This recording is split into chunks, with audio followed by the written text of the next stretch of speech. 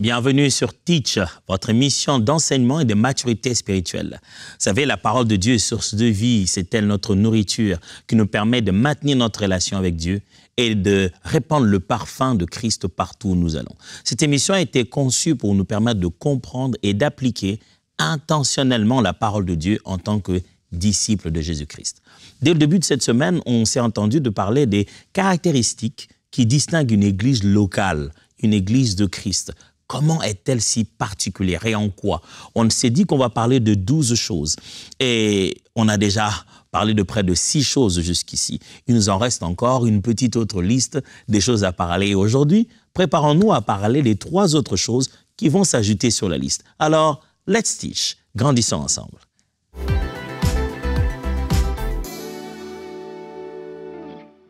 Une église locale qui se dit être vivante doit avoir apprise plutôt la nécessité de la prière. Donc, 7e point, permanence de la prière.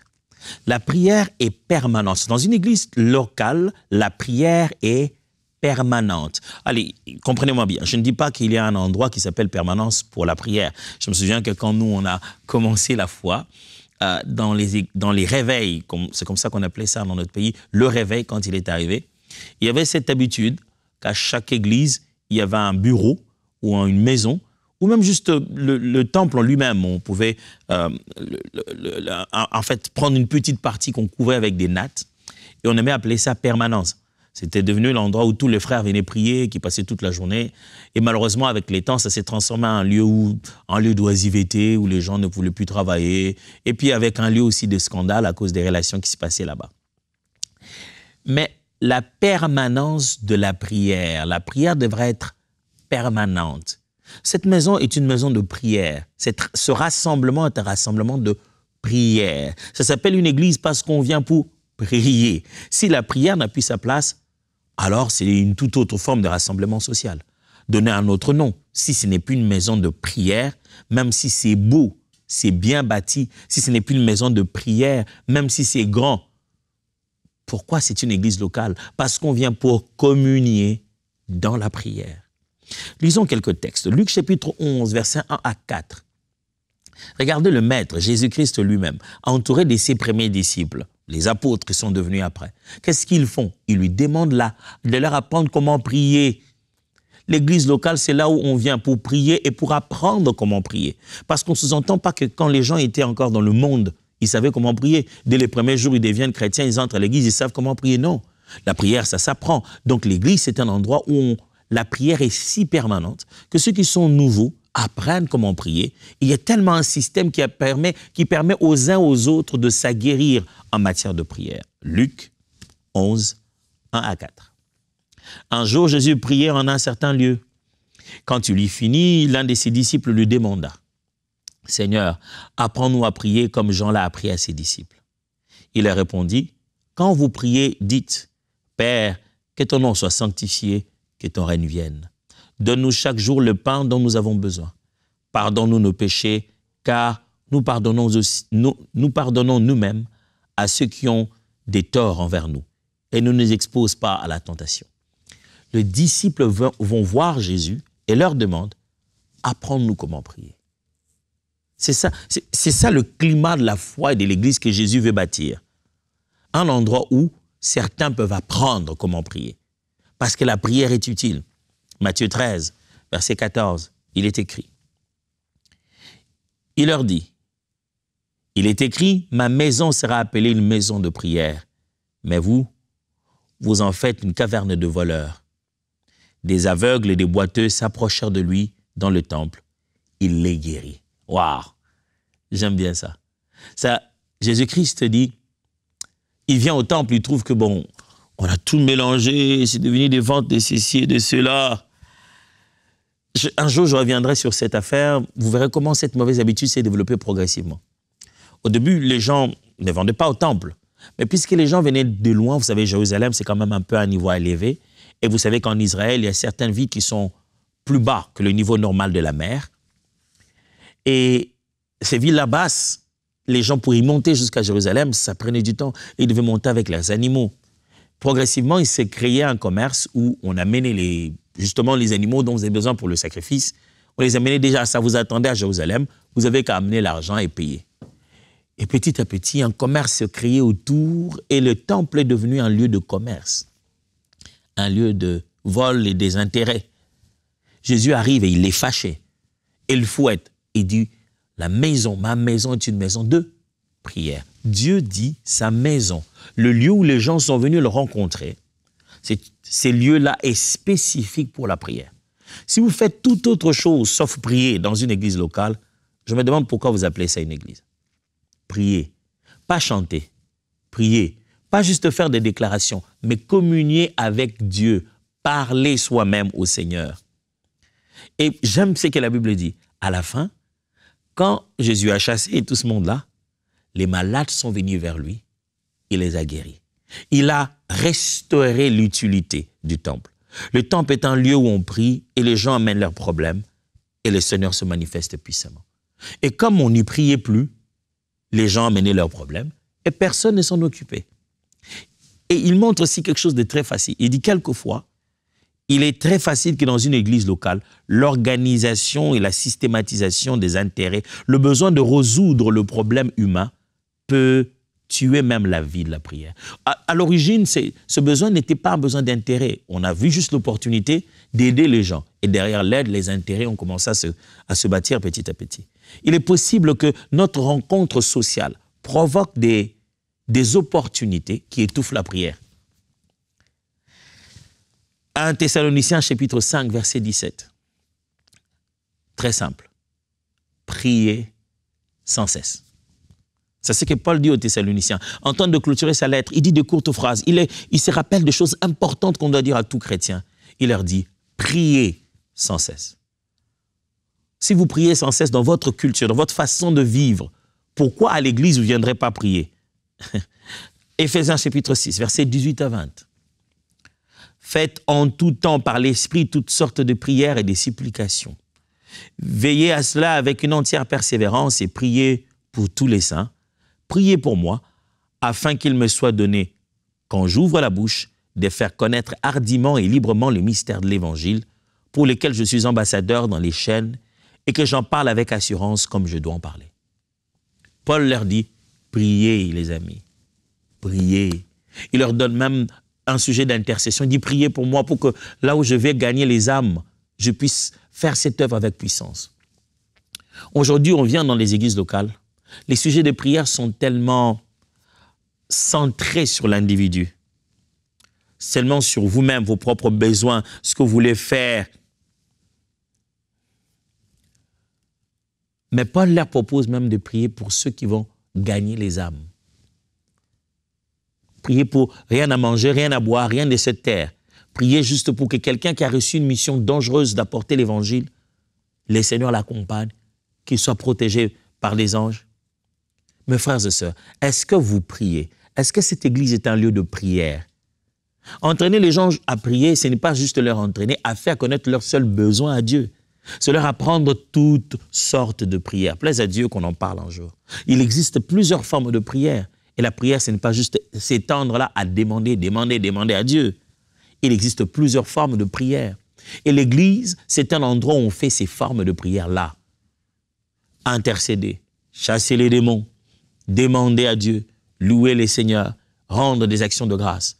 Il y a plusieurs formes de prière et l'église est un endroit pour ça. L'église devrait être un lieu de prière, un lieu d'entraînement de prière. Après avoir été à l'église, notre vie de prière devait s'enflammer. L'église n'est pas un lieu où on regarde un spectacle et chacun s'assied. Si tu n'apprends pas à prier à l'église, où apprendrais-tu à prier? Moi, j'ai appris à prier à l'église, pas seulement dans les grandes réunions, même dans les petites réunions de département. J'ai appris à imiter les paroles des autres. J'ai appris le vocabulaire de la prière. Ça vient du moment où vous priez, vous vous taisez, vous entendez l'autre et vous dites Amen. Paul même le dit. Il dit quand vous priez, priez dans une langue intelligible pour que, voilà, il dit si vous priez dans une langue inconnue, comment quelqu'un dirait-il Amen à votre prière? L'église, c'est l'endroit où on entend les autres aussi prier et on est encouragé par leur prière. Dans ma foi, j'ai grandi avec des hommes de Dieu exceptionnels. Celui qui m'a amené à la foi, qui m'a appris les ABC de la foi s'appelle Edim Pia. C'est un pasteur chez nous à Kinshasa. Et on passait des temps de prier à la permanence, voilà. J'ai appris comment prier à travers lui. Je l'entendais parler à Dieu, répandre son cœur, chanter, prier, prier, prier. Si bien que je commençais à prier comme lui. Bien sûr, au début de ma foi, je priais textuellement comme lui. C'est ça être un disciple. On copie d'abord quelqu'un. J'ai eu le privilège de rencontrer le fait Papa Alain Moloto, qui était le fondateur de Gaël, qui n'est plus. Quel bonheur de prier avec lui. Combien de fois je ne me suis pas arrêté, j'ai dit, Dieu, tu vois tout ce qu'il a dit là. C'est ce que je voulais dire, mais il a dit ça très bien. Prends ce qu'il a dit sur mon compte. On apprend à prier quand on vient dans un endroit où on prie. On écoute les autres prier. J'ai eu le plaisir de mon chemin se rencontrer avec celui de l'apôtre Roland Dallot. J'étais premièrement choqué quand je suis rentré. Je suis allé, on prie ensemble. Je disais, le grand Roland Dallot, c'est comme ça qu'il prie. Il prie comme un enfant, avec un cœur sincère. Il n'est pas révérend quand il prie. Il est juste quelqu'un qui répand son cœur devant le Seigneur.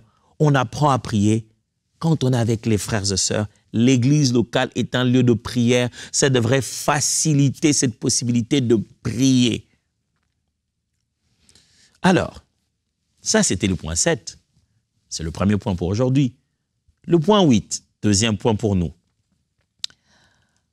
La continuité du discipulat.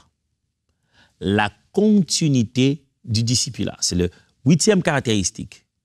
Une église locale, pour reconnaître une véritable église locale vivante, c'est une église qui a un système qui permet de faire des disciples. Souvenez-vous, l'ordre suprême, c'est aller dans toutes les nations, faites des disciples. Le discipulat, c'est un processus. Un disciple n'arrive pas juste un seul jour. Il arrive, il donne sa vie à Jésus. Maintenant, vous commencez à le suivre de près pour qu'il devienne un véritable disciple de Jésus-Christ. L'église n'est pas seulement un endroit où on prie, mais c'est aussi un endroit où on imite quelqu'un d'autre et on grandit. Ce n'est pas un endroit où on vient juste pour recevoir, c'est aussi un endroit où on vient pour donner. J'aimerais vous défier, frères et sœurs, à vous poser cette question. Depuis le temps que vous avez cru au Seigneur et que vous fréquentez une église, celle-là ou ailleurs où vous êtes, combien d'églises vous êtes passé, je ne sais pas. À quel moment vous avez fait des disciples? Non, mais pasteur, ça c'est la responsabilité du ministère des disciples-là. Non, non, c'est pas ça ce que la Bible dit. La Bible dit que tu as cru au Seigneur Jésus-Christ, tu dois prendre dans ta tête la conscience qu'à un moment donné, tu dois partager ta foi et être aussi un exemple à imiter. Quelqu'un peut bâtir la prochaine étape de sa foi en imitant ton exemple à toi. Tout disciple de Jésus est un faiseur de disciples. On ne sera pas tous de grands évangélistes prêchant à la télé, non. On n'ira pas tous dans les rues en train de prêcher tout le monde. Mais si tu viens à l'église, quelqu'un qui vient de venir après toi, qui est plus jeune que toi dans la foi, devrait te prendre toi comme exemple pour grandir. L'église est un système de discipulats. Ce n'est pas seulement la prédication du dimanche, mais il doit avoir un programme, il doit avoir un cursus où ceux qui sont venus à peine peuvent grandir pour rattraper ceux qui étaient là depuis longtemps. Et ça ne peut pas être juste prédication, alléluia, amen, prédication, alléluia, amen. Il doit y avoir un système où je suis nouveau converti. C'est à peine que je commençais, je crie au Seigneur. On fait quoi? Il doit y avoir un moyen, une prise en charge qui te fait faire les étapes, les ABCD pour que tu puisses grandir. Matthieu chapitre 28, versets 19 à 20. Je l'ai cité presque tout à l'heure. Allez, faites de toutes les nations des disciples, les baptisant au nom du Père, du Fils et du Saint-Esprit, et enseignez-leur à observer tout ce que je vous ai prescrit. Et voici, je suis avec vous tous les jours jusqu'à la fin du monde. Des disciples. Ce que Jésus nous a demandé de faire, ce n'est pas des membres d'Église et des fidèles de nos assemblées. Il nous a demandé de faire des disciples. Si c'est une église locale, si c'est une église vivante, comment on fait des disciples? On passe par où pour faire des disciples? Faire des disciples, ce n'est pas juste voir une classe d'affermissement, une classe de nouveaux venus pour les premières bases. Non, les musiciens sont des disciples. Les intercesseurs sont des disciples. Les protocoles sont des disciples. Les serviteurs aux médias sont des disciples. Est-ce qu'ils grandissent? L'Église doit avoir un système qui permet à quelqu'un qui a commencé d'avancer, de grandir, à un moment de se sentir mûr, mature et d'être capable de se prendre en charge par lui-même sur certains sujets. Philippiens chapitre 3, versets 17 et 18. Soyez tous mes imitateurs, frères, et portez les regards sur ceux qui marchent selon le modèle que vous avez en nous. Car il en a plusieurs qui marchent en ennemis de la croix. Je vous en ai souvent parlé et j'en parle maintenant encore en pleurant. Paul dit, écoutez, dans la vie, là, dans cette affaire de foi chrétienne, il y a beaucoup de choses. Il y a des gens qui se comportent en ennemis de la croix. Et ça me fait mal. Mais vous, imitez-moi. Imitez-nous parce que nous aussi, nous imitons Christ. Faites les choses comme nous le faisons. L'église locale vivante, c'est une église dans laquelle les personnes matures, pasteurs, enseignants, ont l'audace de dire « imitez-moi dans la foi ». Waouh, c'est beaucoup de responsabilité. Hein? Chacun de nous à un certain niveau, pas seulement le responsable de l'église, mais chacun de nous à un certain niveau doit être capable de dire à quelqu'un « imite-moi, fais-le comme je fais, prends mon exemple ». Il doit y avoir un système où les disciples forment des disciples. Éphésiens chapitre 4, versets 12 à 14. Il a fait don de ces hommes pour que les membres du peuple saint soient rendus aptes à accomplir leur service en vue de la construction du corps de Christ. Ainsi, nous parviendrons tous ensemble à l'unité de la foi, à l'unité dans la foi et dans la connaissance du Fils de Dieu, à l'état d'adulte, à un stade de maturité où se manifeste la plénitude qui nous vient de Christ. De cette manière, nous ne serons plus des petits enfants ballottés comme des barques par les vagues et emportés ça et là par les vents de toutes sortes d'enseignements, à la merci d'hommes habiles à entraîner les autres dans l'erreur. Dans cette affaire de Christ et d'Église, il y a des gens habiles à entraîner les autres dans l'erreur.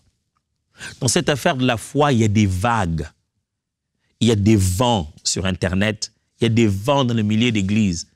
Vent prophétie, vent lien, vent les gens qui sont morts, ils sont ressuscités. Il y a des vents comme ça dans l'église. Si vous regardez, vous êtes attentifs, vous verrez. Il y a des vagues. Il y a des vagues qui viennent. Mais l'église devait être un endroit qui forme les disciples pour qu'ils soient capables à résister à ces vagues, à ne pas être ballottés. C'est pourquoi je viens de vous lire ici Paul qui rappelle que Dieu a fait des dons à des individus. Il a fait ces individus-là sont devenus des dons qu'il a donnés à l'église.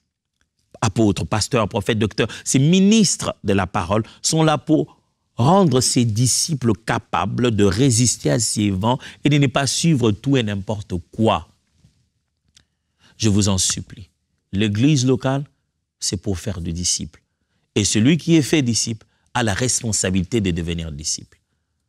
Quelle est la dernière fois que tu as reçu un enseignement suivi? Un enseignement systématisé? 1 point, 2 points, 3 points. Les gens ont considéré que les enseignements qu'on leur donnait, c'était en réalité des enseignements en vue de participer à un département. Les gens arrivent à l'église, quels sont les enseignements pour que je commence à servir ici? Affermissement, école d'Apollos, induction, quel que soit le nom que chaque église donne. Et les gens vont à ces enseignements en vue de servir. Et dès qu'il a fini, ok, j'ai fini, je veux maintenant entrer à la chorale. Non, ces enseignements n'ont pas pour but de vous préparer à entrer à la chorale. Ça a pour but de faire de vous des disciples, de vous rendre matures. Et ce n'est pas une dose unique. Ce n'est pas que vous l'avez eu à l'entrée avant de l'avoir. Quels sont les enseignements pour faire le baptême? Une fois que vous avez fait les baptêmes, vous n'avez plus besoin d'enseignement systématique. Vous n'avez plus besoin de grandir. L'Église est un lieu de discipulat. Pourquoi nous nous plaignons beaucoup ces derniers temps dans nos églises locales? C'est parce que nous avons transformé nos départements, nos ministères en des cimetières. Et dès que quelqu'un a fini la formation pour être baptisé et pour commencer à travailler dans un département, dès qu'il va dans les départements, il va vers sa mort. Parce qu'une fois entré là-bas, il fait plus que servir au lieu de maintenir sa relation avec Dieu. Une fois qu'il est à la chorale, on veut l'entendre chanter, on veut le voir exécuter la musique. On ne sait plus comment il va avec Dieu. Et de là, on ne sait plus quoi lui donner pour qu'il grandisse. Une fois qu'il est à l'intercession, on sous-entend qu'il sait prier, il sait tout. C'est lui qui prie pour l'Église. Et de là, on ne sait plus le faire grandir de là où il est. Ne faisons pas de nos départements d'Église des cimetières pour la croissance des autres. L'Église doit avoir un système où les disciples grandissent chaque année où les disciples font aussi d'autres disciples. Nous avons commencé l'église quand nous avons commencé l'église chez nous, on a commencé ça un certain 6 novembre 2016. C'est là que j'ai commencé à être pasteur titulaire de Fil à Cité d'Exaucement. De novembre jusqu'en début février, j'ai travaillé comme un fou. J'étais l'enseignant principal qui donnait la formation aux serviteurs. Je prêchais aux cultes matinaux. J'enseignais le jeudi à la prière. J'enseignais les dimanches, l'enseignant principal. Vers le début de l'année qui a suivi, ma santé a commencé à se détériorer. J'ai commencé à avoir des menaces, des couphènes à cause de la proximité avec les baffles. J'ai eu des allergies aux acariens à cause de la poussière de notre temple qui est en chantier. Et mon rythme cardiaque a commencé à baisser après l'électroencéphalogramme qui a été fait. J'ai transpiré pour rien. Ma santé n'allait pas bien. Mais j'avais chaque fois dans mes oreilles quelque chose qui dit. Les frères et les sœurs qui me disaient « Ah, pasteur, nous sommes vraiment venus dans cette église, nous voulons t'écouter. Ah, pasteur, tu sais, quand tu laisses d'autres personnes prêcher, bon, c'est pas encore comme toi, hein, vraiment, pasteur. On aime bien t'écouter, toi, on est venu pour toi. » Je m'étais laissé avoir. Je m'étais complètement laissé avoir. Par le fait que, des fois, les gens disent une chose sans comprendre eux-mêmes ce qu'ils veulent dire. Ils voulaient juste dire « Votre ministère, la maturité qu'il y a, le contenu que vous nous donnez, nous nourrissent et nous font grandir. » Mais dans mes oreilles, ça a sonné comme s'il voulait dire « On veut t'écouter toi et seulement toi. » Et ça, je m'aurais donné un conseil gratuit à tout homme de Dieu. Vous n'êtes pas éternel et vous ne maintiendrez pas l'œuvre comme ça au point de détruire votre corps. Ma famille ne recevait plus le maximum de moi, ni mes enfants, je ne savais pas jouer avec eux. Je ne savais pas être par-ci, par-là avec ma femme. Je restais à la maison, je transférais. Je tentais de faire des vacances de quelques jours, mais ça n'allait pas toujours. J'ai compris que je ne serai pas éternel. Il faut faire des disciples. Et j'ai appris cela à tout le monde à l'église, à tous les serviteurs de Dieu à l'église. Dès le premier jour que vous devez prendre une responsabilité, voici la question à laquelle vous devez répondre. Qui va me remplacer? Est-ce que vous avez fait des disciples? Pour cela, je dis travailler, préparer, faire des disciples, multiplier des gens et préparer l'Église à permettre aux uns aux autres de commettre certaines erreurs, de tâtonner. Si vous vous dites, pasteur, mais moi je ne connais pas la Bible comme les gens qui nous enseignent les affermissements là. Et si j'ai enseigné, maintenant j'ai commis une erreur. C'est ça les disciples là. C'est un cadre où vous tâtonnez, c'est un cadre où vous apprenez, c'est de l'apprentissage. J'ai expliqué ça plusieurs fois. Être disciple, on vient apprendre. N'aie pas peur d'apprendre. Et pasteur, moi je crois que les gens qui nous enseignent à l'enseignement, là, ils doivent bien connaître la Bible. Tous les enseignants à l'affermissement ne sont pas des docteurs de théologie. Ils ont appris, ils ont vécu, ils ont compris la vérité, ils ont appris comment appliquer ça comme tu le fais. Alors pose-toi la question, est-ce que je fais aussi des disciples? Est-ce que les disciples là passent à travers moi?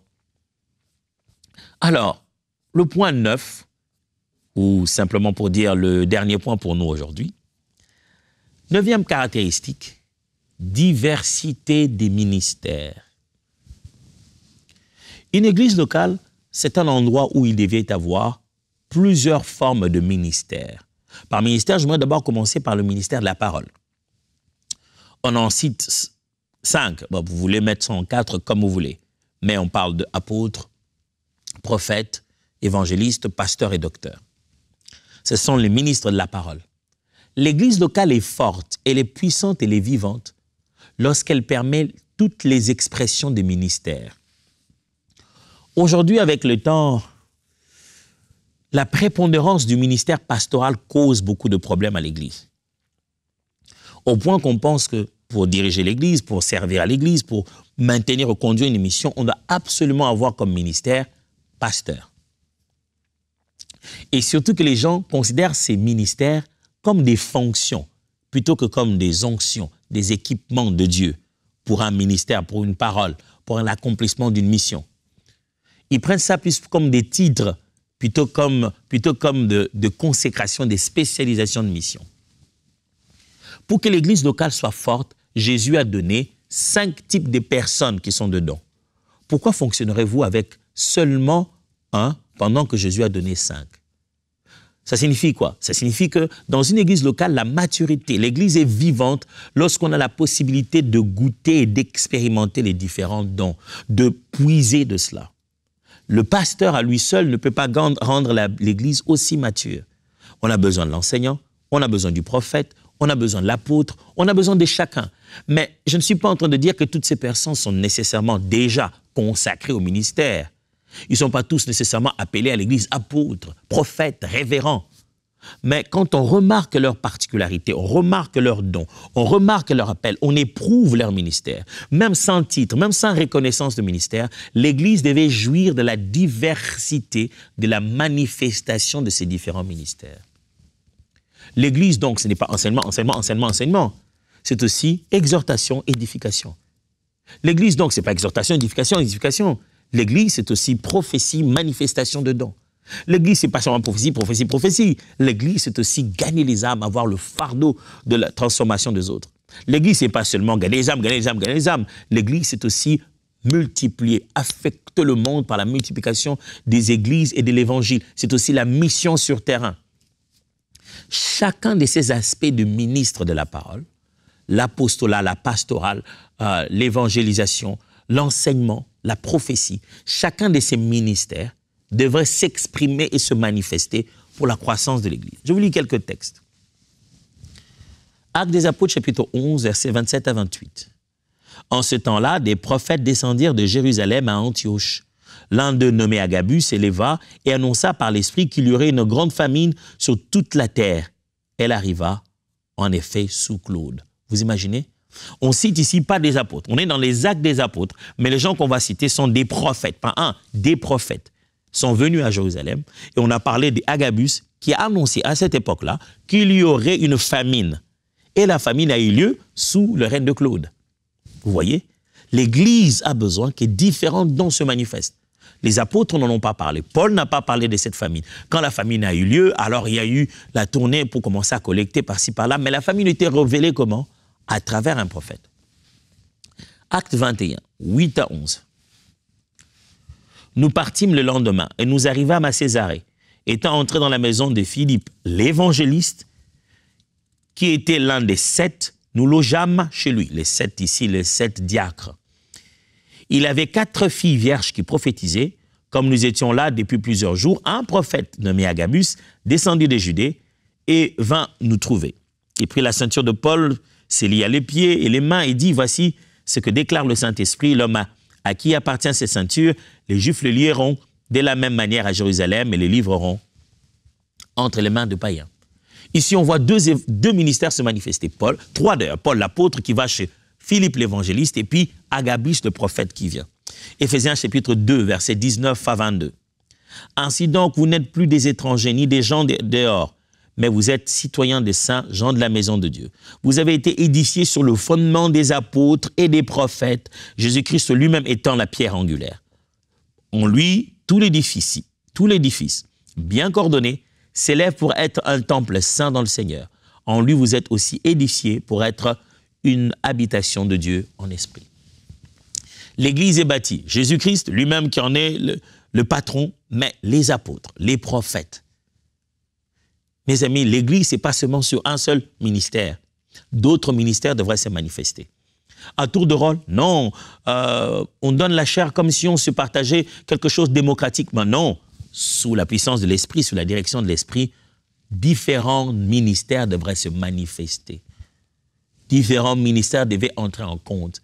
Que ces gens soient appelés ministres ou pas, qu'on l'appelle frère tel, sœur tel, qu'on les appelle prophètes ou pas, ou évangélistes ou pas, mais ces différents ministères, ce sont eux qui donnent à l'Église son 360 degrés. Jésus qui a créé son Église sait que l'Église ne peut pas survivre à force de manger le même repas. Il faut un buffet, il faut une diversité pour faire grandir l'Église solidement. Puisqu'on parle de grandir, on vient de grandir aujourd'hui, je l'espère. Demain, nous allons alors finir avec le droit dernier caractéristique pour en avoir finalement 12. Pour l'instant, je vous dis au revoir et que Dieu vous bénisse.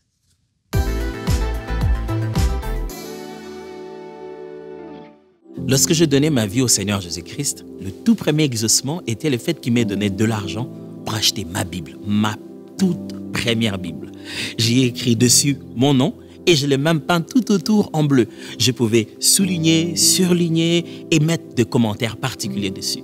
Ce que MCI voudrait faire, c'est justement rendre la parole de Dieu, la Bible, gratuite pour que chacun puisse télécharger cette application et mieux, avoir cette dynamique avec la parole de Dieu où vous pouvez vous-même souligner, surligner, grossir les textes et même mettre des commentaires dessus. Vous pouvez avoir une Bible que vous pouvez aussi appeler ma Bible. Devenez partenaire avec MCI et ce que nous allons faire ensemble va bouleverser le monde. Les gens pourront avoir quelque chose entre les mains qu'ils appellent ma Bible. Souligner, surligner, comme si c'était sur un papier. Dès maintenant, faites partie des 20 000 partenaires mensuels qui porteront la vision de MCI et qui l'amèneront encore plus loin. Pour faire votre don, rendez-vous sur emcitv.com/20 000.